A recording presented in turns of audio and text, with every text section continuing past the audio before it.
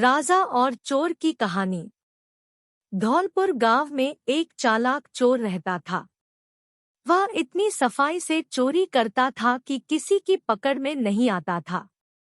लोगों का मानना था कि वो किसी की आंख से काजल चोरी कर लेगा तो भी किसी को भनक नहीं लगेगी।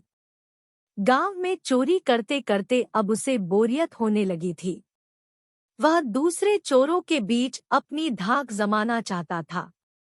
उसने सोचा कि क्यों न राजधानी जाकर राजमहल में सेंध मारी जाए।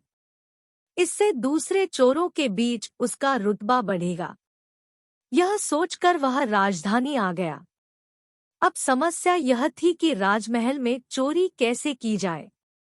वहां सुरक्षा में पहरेदार 24 घंटे तैनात रहते थे। कई दिनों तक रेकी करने के बाद उसने ध्यान दिया कि महल के ऊपर जो घड़ी लगी है वह समय बताने के लिए हर घंटे बजती थी।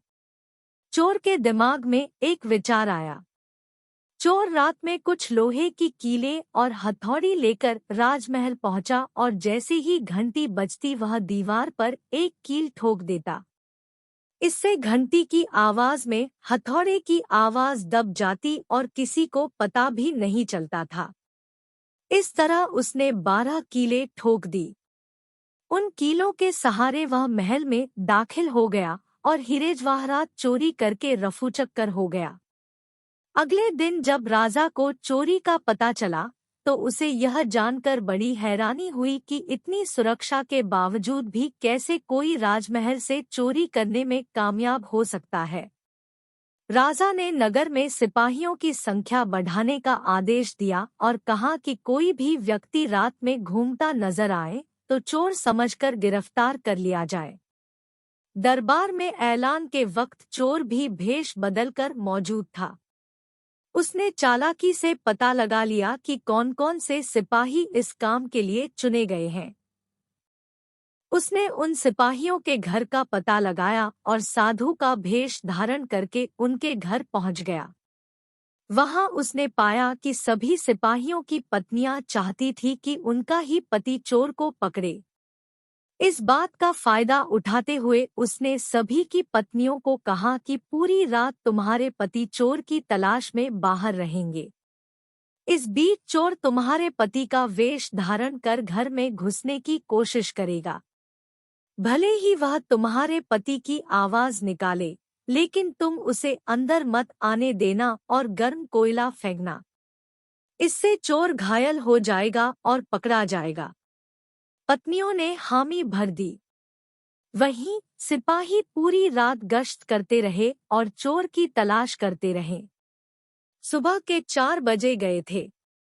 सभी सिपाही चोर को ढूंढते ढूंढते थक गए।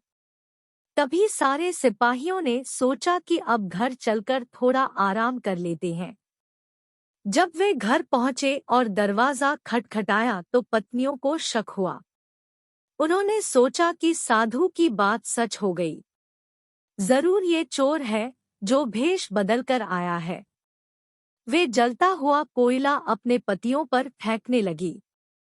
इससे सारे सिपाही घायल हो गए। उन्हें अस्पताल में भर्ती कराना पड़ा। दूसरे दिन राजा को जब सारी बात पता चली तो वह चिंतित हो गया। उसने फौरन कोतवाल को आदेश दिया कि जितनी जल्दी हो सके उस चोर को पकड़कर हाजिर किया जाए।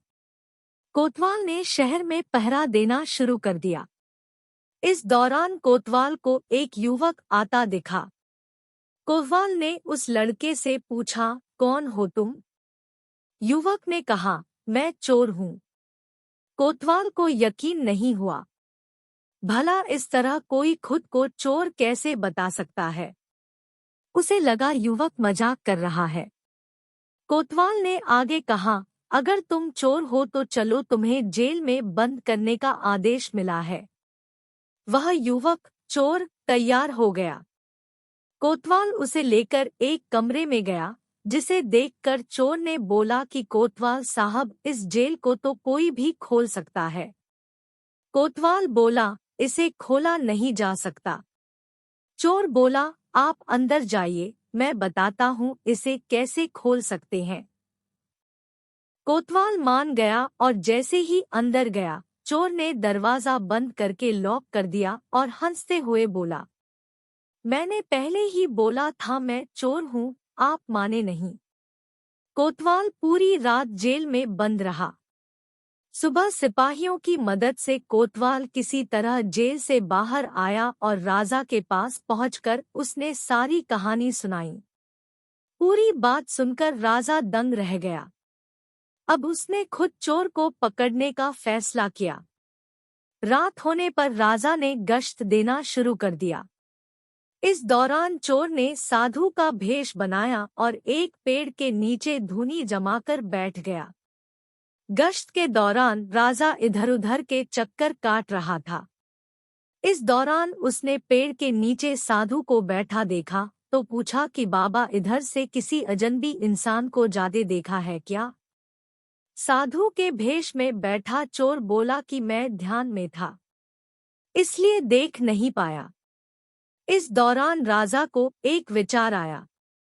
उसने तय किया कि वह साधु की पोशाक पहनकर पेड़ के नीचे बैठकर नजर रखेगा और साधु चोर को अपने कपड़े पहना देगा ताकि वह नगर के चक्कर लगा सके।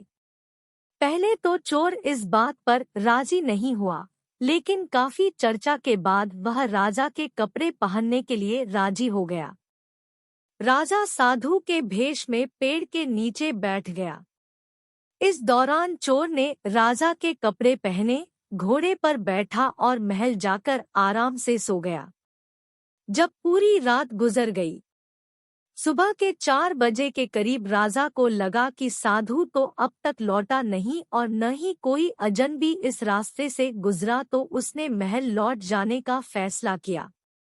जब वह महल के फाटक के पास पहुंचा तो पहरेदारों ने सोचा कि राजा तो काफी पहले महल आ चुके हैं, ये जरूर कोई बहरूपिया है। उन्होंने राजा को बहरूपिया समझकर जेल में डाल दिया। भोर होने पर एक संतरी ने राजा को पहचाना और जेल से बाहर निकाला। वह राजा के पैरों पर गिरकर माफी मांगने लगा।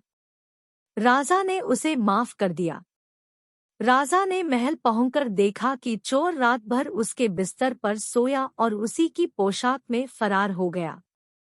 अगले दिन राजा ने ऐलान किया कि अगर चोर उसके सामने आ जाएगा तो उसे बख्श दिया जाएगा, साथ ही उसे इनाम भी दिया जाएगा। चोर वहां मौजूद भीड़ से निकलकर बोला कि मैं ही चोर हूं। सबूत के तौर पर उसने राजा को उसकी पोशाक दिखाई और चोरी का सारा सामान भी वापस कर दिया। राजा ने अपने वादे के मुताबिक चोर को माफ कर दिया। राजा ने भेंट में उसे एक गांव दिया। साथ ही वादा लिया कि भविष्य में वह कभी चोरी नहीं करेगा। इस तरह चतुराई के बल पर चोर ने खुद को साबित किया और खुशी खुशी जीवन यापन करने लगा। कहानी से सीख, अगर इंसान में बुद्धिमानी और समझदारी है तो वह विषम परिस्थितियों में भी खुद को साबित कर सकता है।